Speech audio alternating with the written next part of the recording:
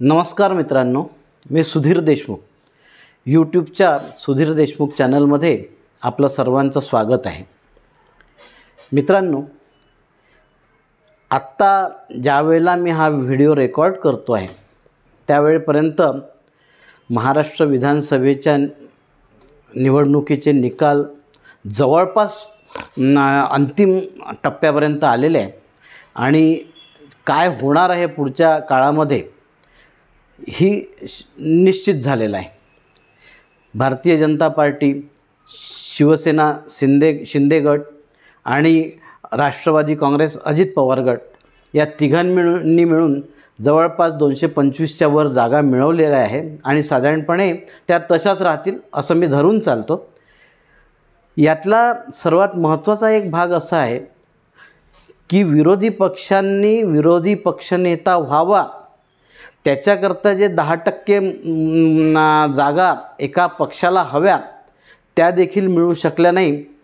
हा विरोधकांनी देखील थोडासा विचार करण्याचा विषय आहे. यासाठी थोडंसं मंथन करणं आवश्यक आहे त्यांनी की असं का झालं.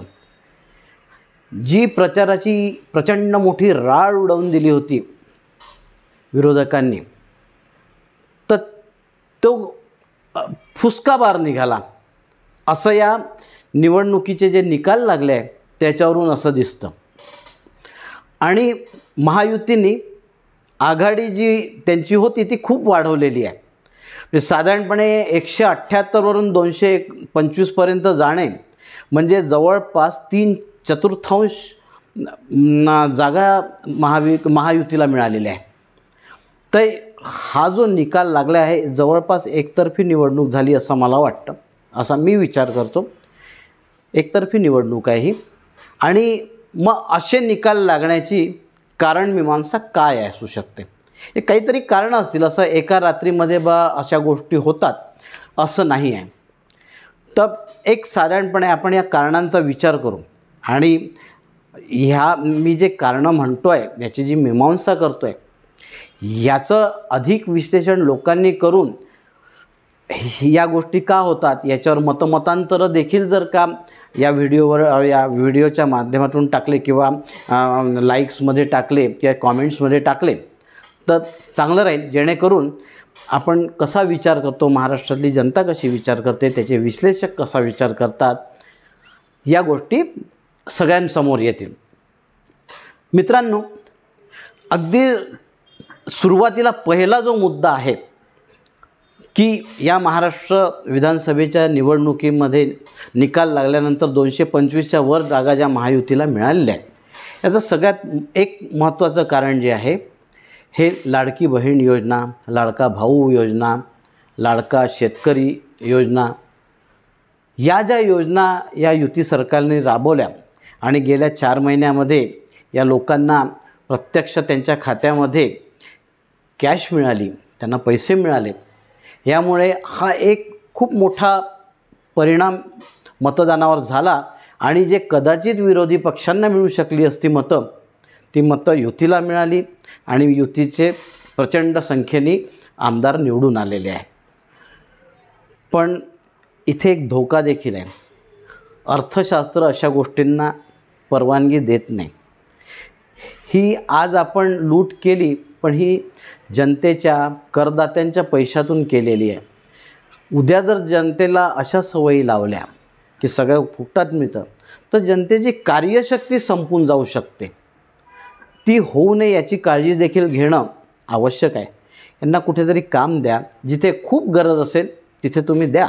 तिथे द्यायला अडचण नाही. आपलेच नागरिक आहेत, ते चांगले जगले पाहिजे. मी तर या मताचा माणूस आहे की अन्न, वस्त्र, निवारा, शिक्षण आणि सामाजिक सन्मान या सगळ्या गोष्टी जनतेतल्या प्रत्येक माणसाला सहजपणे मिळाल्या पाहिजे. तरच मग आपण जी समाजात समता आणायची म्हणतो, समरसता आणायची म्हणतो, ती तरच येऊ शकेल. परंतु जर जनतेची कार्यसंस्कृती फुकट पैसे देण्याने जर बिघडल्या गेली तर नंतर ती अडचण होईल. आजच्या घटकेला देखील कामांना माणसं मिळत नाही. ज्या वेळेला जेव्हा अभियांत्रिकी कामांसाठी, पर्टिक्युलरली स्थापत्य अभियांत्रिकी कामांसाठी लेबर वगैरे शोधायला जातो किंवा शेतकी कामासाठी माणसं शोधायला जातो, त्या लवकर माणसं मिळत नाही. मिळाले तर अवाच्या सवा भाव सांगतात. आणि सर्वात महत्त्वाचा विषय की अवाच्या म्हणजे त्यांचे कामाचे तास तेच फिक्स करतात. तर अशा याच्यामध्ये महाराष्ट्राची कार्यसंस्कृती जर बिघडली तर ती खूप मोठी अडचण होईल भविष्य काळामध्ये. तेव्हा ही योजना राबवताना विचार करावा, याचा दुष्परिणाम होणार नाही डिस्टंट फ्युचरमध्ये, याची काळजी घ्यावी. अन्यथा हे अस्त्र उलटू देखील शकते, हा एक विषय लक्षात घ्यायचा. दुसरा एक खूप महत्त्वाचा विषय याच्यामध्ये असा आहे, दुसरा मुद्दा, की महायुतीचे जेवढे कार्यकर्ते होते, उभे राहिलेले उमेदवार तर होतेच होते, म्हणजे कार्यकर्ते होते, यांनी सांघिकपणे सर्वांनी प्रयत्न केले. आणि सांघिक प्रयत्नांमुळे एक असं झालं की यांच्यातले जे विसंवाद आहे किंवा वितंडवाद आहे हे कधी जनतेच्या समोर आले नाही. ज्या प्रकारे विरोधी पक्ष किंवा महाविकास आघाडीचे तिन्ही पक्ष असे तुटकपणे गेले होते, ते कधी एकसंध आहे असं लोकांना वाटलं नाही. हे एकसंध आहे, एकात्म आहे असं वाटलं. त्यामुळे लोकांना एक विश्वास वाटला की हे लोक पुढची 5 वर्ष चांगलं सरकार देतील, आणि त्यामुळे लोकांनी यांना मतं दिले. हे माझं मत आहे. हे कदाचित लोकांना पटेल न पटेल सांगता येत नाही, परंतु जो विसंवाद महाविकास आघाडीमध्ये होता त्या तितक्या पातळीचा किंवा त्या स्तराचा विसंवाद या महायुतीमध्ये नव्हता. त्यामुळे हे खूप मोठं कारण असू शकतं की मतदार जे आहे हे महायुतीकडे वळले. अन्यथा 6 महिन्यात असं खूप मोठं काही झालेलं नाही आहे की हे मतदार इतक्या मोठ्या संख्येने महायुतीकडे वळावे.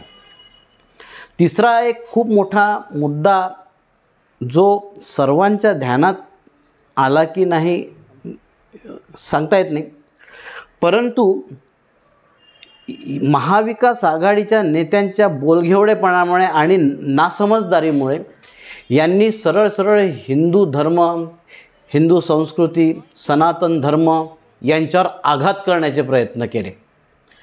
आणि भारतातला जो ग्रामीण समाज आहे, इव्हन शहरी समाजसुद्धा, या लोकांचं देखील स्वतःचा धर्म, संस्कृती, परंपरा, इतिहास यांच्यावर प्रेम असतं.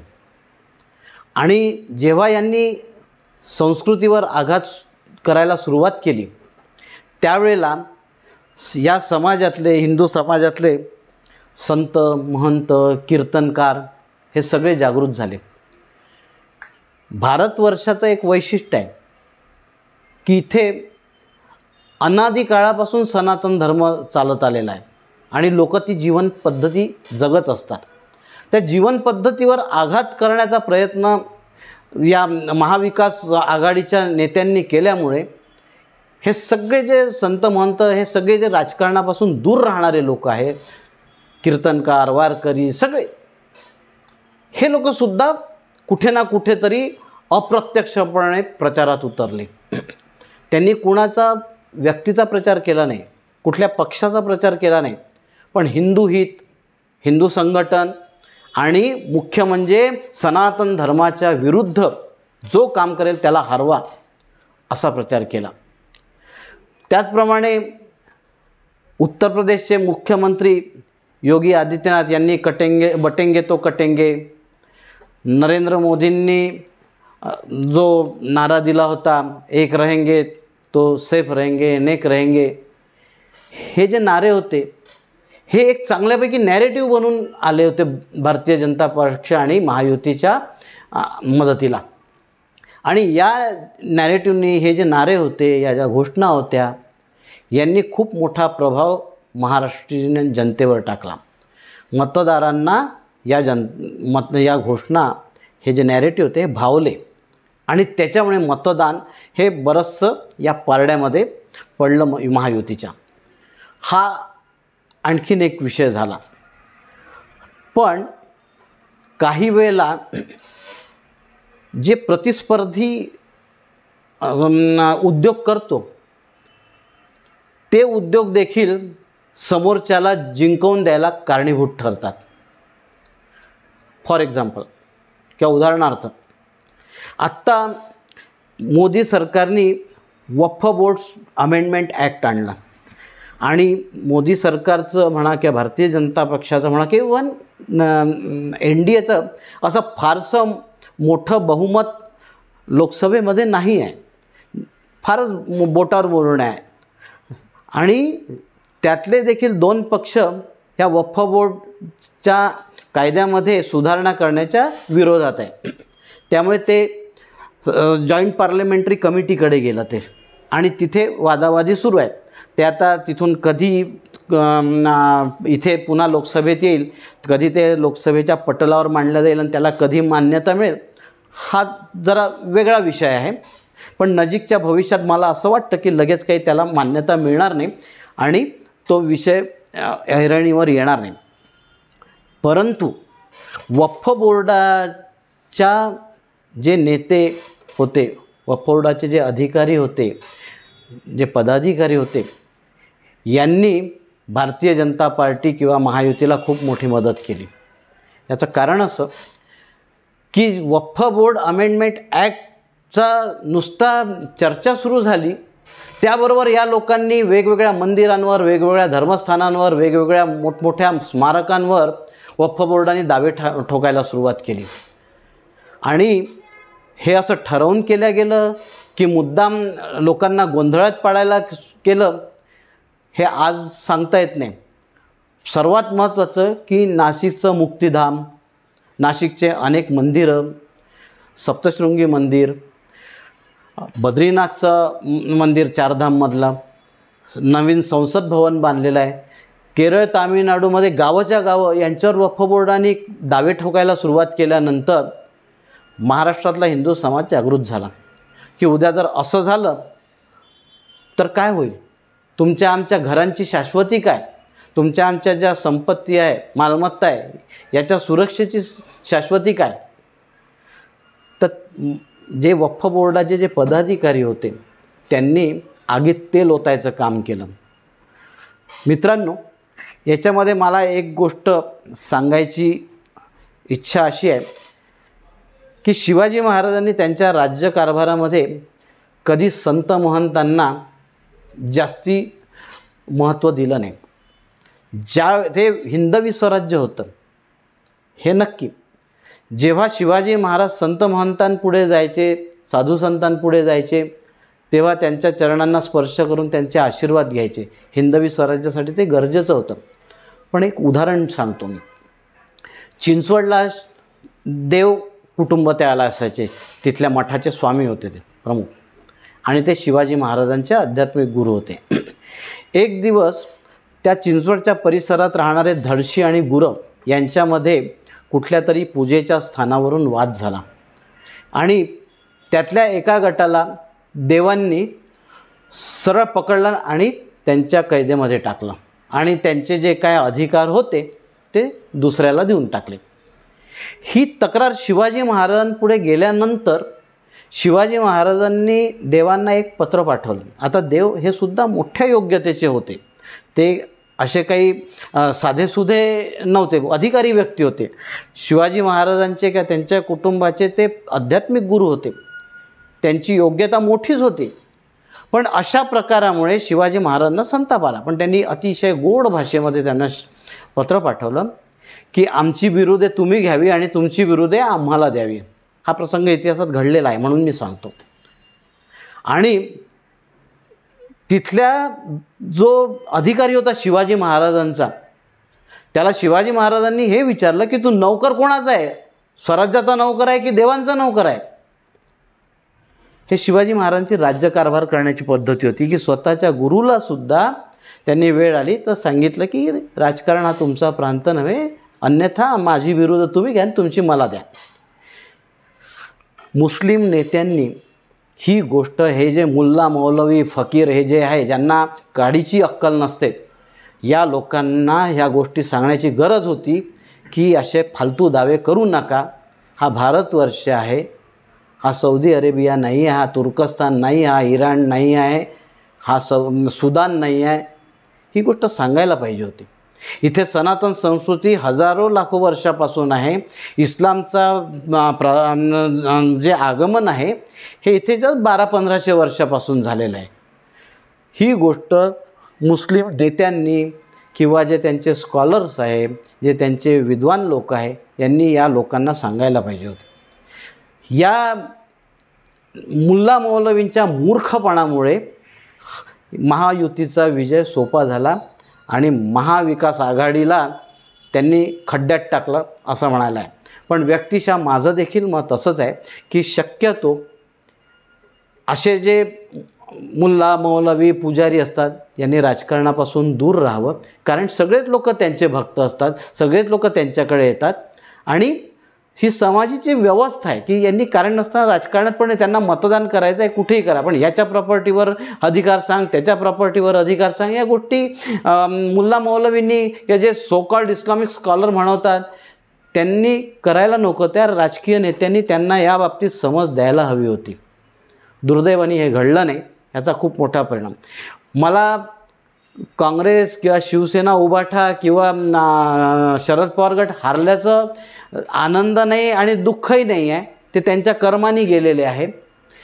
पण एक चांगला विरोधी पक्ष असावा लोकशाहीमध्ये, ती गरज असते. यांच्या बिंडोकपणामुळे दुर्दैवाने हे होऊ शकलं नाही. आत्ताच्या महाराष्ट्राची जी विधानसभा गठीत होईल त्याच्यामध्ये हे होऊ शकलं नाही. कारण काय, हा वक्फ बोर्डाचा खूप मोठा फॅक्टर याला कारणीभूत आहे. हा लक्षात घेण्याला एक मुद्दा आहे.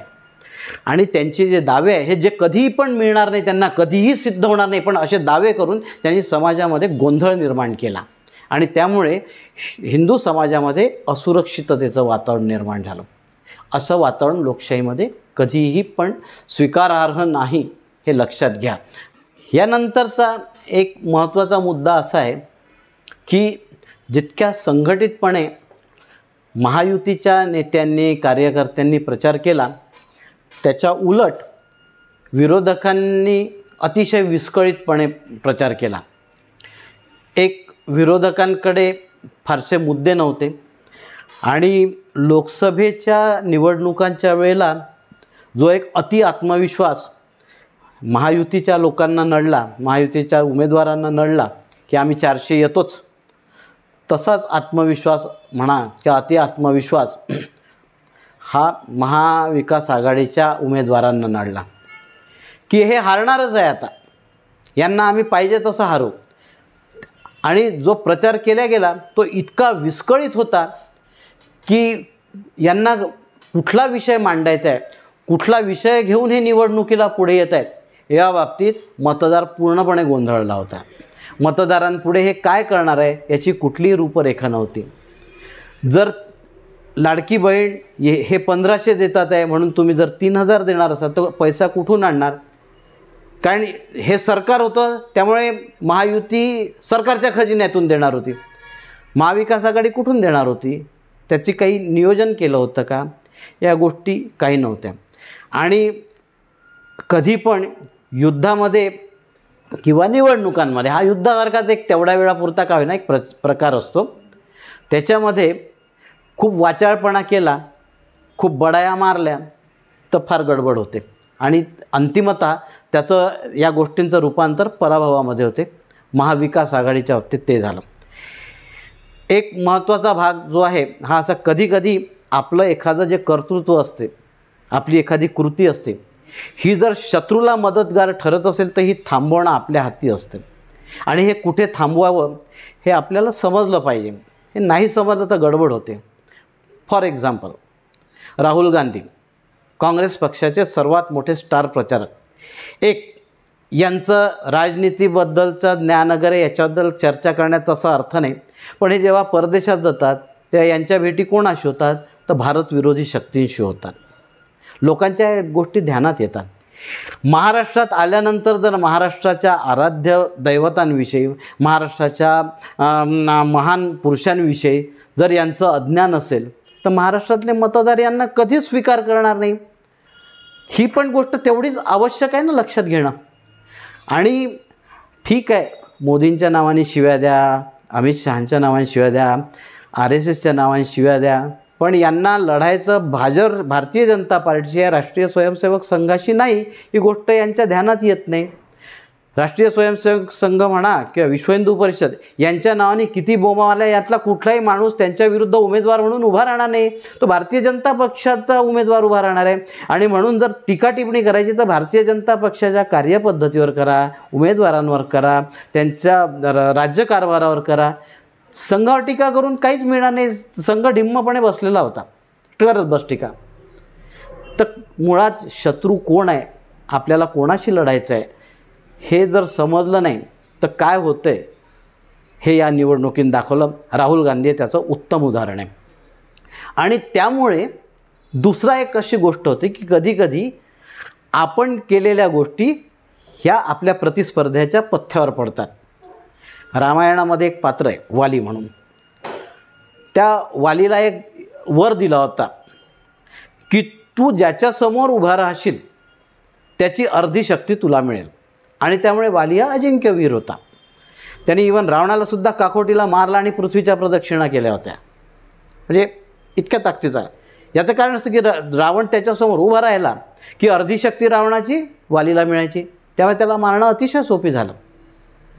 इथे असाच विषय होतो की राहुल गांधी ज्या स्टाईलमध्ये बोलतात, किंबहुना त्यांचे महाराष्ट्रातले जे बोलघेवडे नेते आहेत ते ज्या स्टाईलमध्ये बोलतात, यांनी विरोधी पक्षांना म्हणा किंवा महायुतीच्या लोकांनाच ताकद मिळाली. महायुतीचा जो विजय झाला याच्यामध्ये महाविकास आघाडीचे जे राहुल गांधींपासून तर महाराष्ट्रातले जेवढे नेते होते तिन्ही पक्षांचे, यांचे बोलघेवडेपणा आणि कुठल्याही प्रकारे अधुऱ्या बोलण्याच्या गोष्टींमुळे महायुतीला खूप मदत झाली असं माझं स्पष्ट मत आहे. मग बाकी तपश्चर्या, पावसात भिजणे, बांधावर जाणे वगैरे ह्या गोष्टी एखाद्या इलेक्शनमध्ये चालून जातात. तो नियम नाही होऊ शकत, ती त्रिकालबाधित सत्य नाही होऊ शकत. ती गोष्ट लोक दुसऱ्या दिवशी विसरतात. आणि हेच जर नाटकं करायचे तर विरोधी पक्षही नाटकं करतील. तर अशा गोष्टींनी फार अर्थ होत नाही, फार साध्य होत नाही. आपली विरोधाची जी पातळी असते, प्रचाराची पातळी असते, ही जर खालावली, तुम्ही त्यांना शिव्या घालायला लागले, घाणेरडं बोलायला लागले, तर लोकही तुमच्या संस्कृतीबद्दल विचार करतील ना की यांची अशी कार्यसंस्कृती आहे का. आणि महाविकास आघाडीच्या सगळ्या नेत्यांनी, राहुल गांधींपासून थेट आणि तिन्ही पक्षांच्या नेत्यांनी, कोणी टोमणे मारले, कोणी डायरेक्ट शिव्या दिल्या, पण जितका म्हणून अजागळपणा करायचा शब्द वापरून पण बिंडोकपणा करायचा हा सगळ्यांनी केलेला आहे. काही महायुतीच्याही लोकांनी केला, ते काही कमी नव्हते, त्यांनी ते त्याच गोष्टींचा शस्त्र म्हणून वापर केला. पण या सगळ्या याच्यामध्ये एक मला असं सुजाण नागरिक म्हणून असं वाटतं की महाराष्ट्राच्या राजकारणाची पातळी पूर्णपणे खालावली. तुम्ही कोणाच्या शारीरिक व्यंगावर जर बोलाल, मग ते माननीय शरद पवारांच्या असाल किंवा देवेंद्र फडणवीसांच्या असाल, तर तुमच्यासारखे मूर्ख आणि नालायक तुम्ही आहे. हे मी एक मतदार आणि महाराष्ट्राचा किंवा भारतवर्षाचा सुजाण नागरिक म्हणून सांगतो, एक विश्लेषक म्हणून सांगतो. जर कोणी शारीरिक व्यंगावर बोलत असेल तर ते लोक पडायच्याच लायकीचे आहे. आणि जनतेने त्यांची जागा दाखवून दिली. त्यानंतर एक महत्त्वाचा असा मुद्दा आहे की वाढलेलं मतदान. लोकसभेच्या वेळेला साधारणपणे 50-55%, 60% आसपास मतदान झालं होतं. यावेळेला 5 ते 60% मतदान वाढलं. 69 म्हणा, आपण सगळं धरून एक 70% जे वाढलेलं मतदान आहे, या मतदानाचं थोडंसं एक विश्लेषण करणं गरजेचं आहे.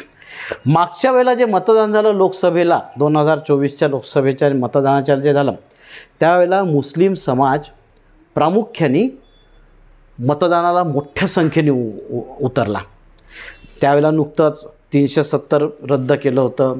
राम मंदिराचं हे झालं होतं, प्रतिष्ठापना झाली होती. राम मंदिर लोकांना दर्शनाला खुलं झालं होतं. समोर समान नागरी कायदा येणार असायचं.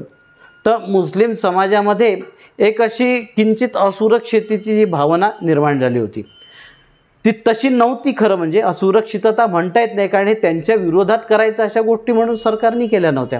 हे त्यांचं ज्या आक्रमकांनी केलेल्या गोष्टी होत्या त्या आपण फक्त सुधारलेल्या होत्या. पण यांच्या मनात कारण नसताना असुरक्षिततेचा भाव महायुतीच्या नेत्यांनी त्यावेळेला निर्माण केला आणि त्याचा परिणाम असा की ते सगळे पूर्ण 100% मतदान त्या लोकांनी केलं आणि त्या मानाने हिंदू समाज निद्रिस्त राहिला. नेहमीप्रमाणे येणाऱ्या जे प्रश्न आहे याची जाणीव त्याला झाली नाही किंवा जाणीव झाली असली तरी त्याला कसं उत्तर द्यायचं किंवा त्याच्याशी कसं लढायचं ह्या प्रश्नाशी ह्याचा विचार हिंदू समाजाने केला नाही आणि केला असेल तर तो प्रत्यक्षात उतरवला नाही आणि त्यामुळे हिंदू समाजाचं मतदान हे मुश्किलीने 40-45-50% झालं. ही शोकांतिका आहे हिंदू समाजाची. कमीत कमी हिंदू समाजाने याच्यानंतरच्या निवडणुकांमध्ये या गोष्टींचा विचार करणं गरजेचं आहे की आपलं मतदान हे कर्तव्यही आहे आणि अधिकार आहे. मतदान नाही केलं तर चुकीचे राज्यकर्ते निवडून येतात, चुकीचे उमेदवार निवडून येतात. धुळे आणि मुंबईमधले उज्ज्वल निकम हारले हे 2 उदाहरणं समजायला सफिशियंट आहे. त्यामुळे मित्रांनो हा विषय मात्र आवर्जून लक्षात घ्या की मतदानाच्या बाबतीमध्ये आपण हिंदू समाजाने देखील काळजी घेतली पाहिजे. पण त्याचबरोबर आणखीन एक झालं की लोकसभेच्याला जसा 100% मुस्लिम समाजाचं मतदान झालं तो 100% मुस्लिम समाजाने मतदान याही वेळेला केलं आणि यावेळेला करताना त्यांनी मशिदीतून फतवे काढले. सगळ्या मुल्ला मौलवींनी यांना मतदान करा असं सांगितलं. तो एक कुठलं पत्र काँग्रेसच्या अध्यक्षांनी दिलं की आम्ही तुमच्या 17 मागण्या मंजूर करू वगैरे, या सगळ्या गोष्टींचा जो परिणाम आहे ना हा हिंदू समाजाचं मतदान वाढण्यामध्ये झालं. हे मतदान वाढलेलं मतदान हे सगळं महायुतीच्या पारड्यात पडलं. याचं कारण असं की मुस्लिम समाजाचं जे व्होटिंग होतं ते सॅच्युरेशन झालं होतं की याच्यापुढे ते वाढणार नव्हतं. त्याला 100% झालं, ते 100% झालं. हे जे 50%चं कदाचित 60% झालं असेल हिंदू समाजाचं व्होटिंग, हे 60%, हे जे 10% वाढलेलं मतदान आहे हे महायुतीच्या पारड्यात जर पडलं असेल तर त्यांना निवडून दिलं असेल आणि शक्यता ती वाटते आहे. पण असं ध्रुवीकरण होऊ नये. प्रत्येक नागरिकाने सुजाण व्हावं आणि योग्य त्या उमेदवाराला मतदान करावं. सगळ्या राजकीय पक्षांनी प्रथम राष्ट्र, मग माझा पक्ष, मग मी असा विचार करा. हे राष्ट्र व्यवस्थित राहिलं तर पक्ष व्यवस्थित राहणार आहे, पक्ष व्यवस्थित राहिला तर आपली राजनीती आणि राजकीय संस्कृती राहणार आहे. मग आपण व्यक्तिशः मतदार म्हणून आपल्याला विचार करायचा आहे.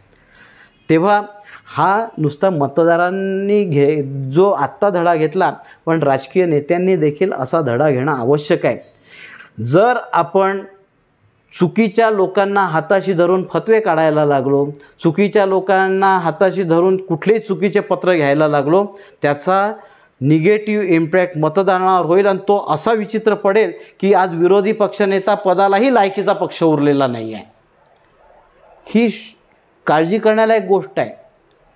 याला पूर्णपणे महाविकास आघाडी जबाबदार आहे.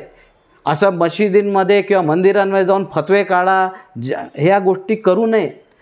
ते दुष्परिणाम त्याचे जास्ती आहे. त्यांनी राजकीय संस्कृती बिघडण्याची शक्यता जास्ती आहे. तर या गोष्टी टाळता येऊ शकतात. सुजाण नागरिकांनी टाळाव्या या गोष्टी. एखाद्या वेळेला चुकीचा उमेदवार कदाचित महायुतीकडून निवडून आला असेल तर थोडंसं सत्सद विवेकबुद्धी पण वापरली पाहिजे. पण त्याचबरोबर असे मशिदीतून फतवे काढणे, लाऊडस्पीकरनी मोठ्याने आज्ञा सोडणे, प्रार्थनेच्या वेळेला आज्ञा या गोष्टी टाळाव्या लोकशाहीमध्ये. आणि भारतासारखं जे सेक्युलर स्टेट म्हणलं जाते त्या याच्यामध्ये या गोष्टी स्वीकारार्ह नाही. या गोष्टी अन्यथा राजकीय संस्कृतीचं नुकसान करतील.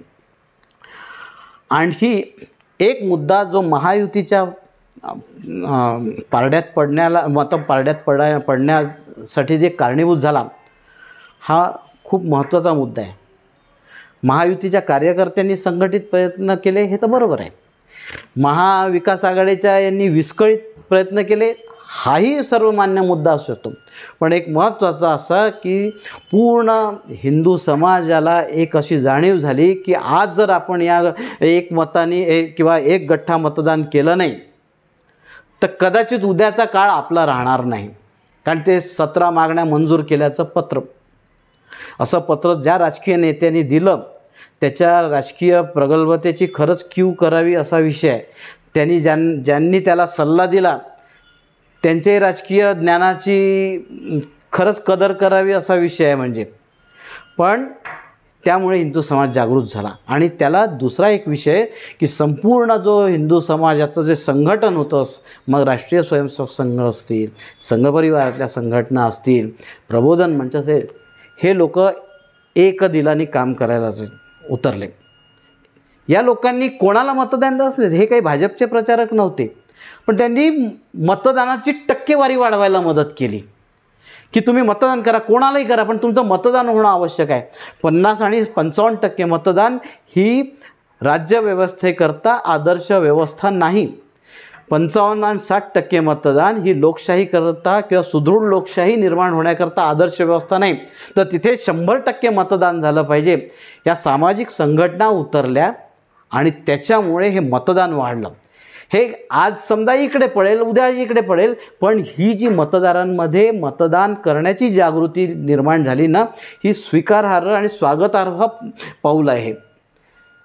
आज मतदार जागृत होऊन जेव्हा मतदान केंद्रावर जातो तो तिथे विचार करतो की मी कोणाला मतदान द्यायचं आहे, माझा अपेक्षा, माझे स्वप्न कुठली पार्टी पूर्ण करणार आहे किंवा कुठला उमेदवार पूर्ण करणार आहे, हा तो विचार करतो. पण जर मतदान केंद्रावरच गेला नाही तर मग गडबड होईल. त्यामुळे या सामाजिक संघटनांनी जे मतदार जागृती केली आणि त्या लोकांना जे घरातून बाहेर पडत नव्हते किंवा जे बाहेर यात्रांना किंवा सहलींना जायचे, हा मतदार मतदान केंद्राकडे वळवला, याच्यामुळे मतदान वाढलं. आणि ही अतिशय स्वागतार्ह गोष्ट आहे. प्रत्येक माणसाने या गोष्टीचं स्वागत केलं पाहिजे की मी जर भारताचा नागरिक आहे, भारताच्या निवडणूक प्रक्रियेमध्ये माझा 100% सहभाग असला पाहिजे आणि मी मतदान केलं पाहिजे. जर मी मतदान केलं नाही तर मी माझ्या कर्तव्याला चुकेल, आणि जर मी माझ्या कर्तव्याला चुकलो तर माझ्या नंतरच्या भविष्यातल्या पिढ्यांना मी काय देणार आहे, काय वारसा देणार आहे, हा विचार प्रत्येक नागरिकाने केला पाहिजे. त्यामुळे मित्रांनो, मी माझ्या परीने या निवडणुकीच्या निर्णयाचं विश्लेषण केलं. कोण जिंकला कोण हारला याच्याशी मला देणं घेणं नाही. किंबहुना हारणारे पण माझेच आहे आणि जिंकणारेही माझेच आहे. हे कोणी परके नाही हारणारे किंवा जिंकणारे स्वकीय आणि ते परकीय अशा नाही आहे. इथे जसं कुरुक्षेत्रावरचं युद्ध झालं, जे योद्धे पडले हे कुरुवंशाचेच योद्धे पडले, म्हणजे पांडवांकडले पडो नाही तर कौरवांकडले पडो. इथे तसंच आहे. जे हारले, महाविकास आघाडी, हे काही माझे शत्रू नाही, हेही माझेच लोक आहे. यातले अनेक मित्र आहे माझे. महायुतीतले जे आहेत तेही मित्रच आहे. पण जे बॅलन्स व्हायला पाहिजे होता तो झाला नाही. हा पुढे कदाचित होईल. तेव्हा मतदान करताना थोडासा विचार करणं, सुदृढ विरोधी पक्ष निर्माण अस्तित्वात असणं, हे पण तेवढंच महत्त्वाचं आहे. असं लाटेवर वाहून जाणारं मतदान हे मॅच्युअर्ड मतदान नसते, हे प्रगल्भ मतदान नसते, परिपक्व मतदान नसते. त्या मित्रांनो, आजचा व्हिडिओ मी इथे थांबवतो. आपल्याला जर आवडला तर लाईक करा, शेअर करा, सबस्क्राईब करा आणि शक्य तेवढ्या लोकांपर्यंत हा जाऊ द्या. हा विषय चर्चेसाठी ठेवला आहे, हे माझं अंतिम मत नाही. धन्यवाद.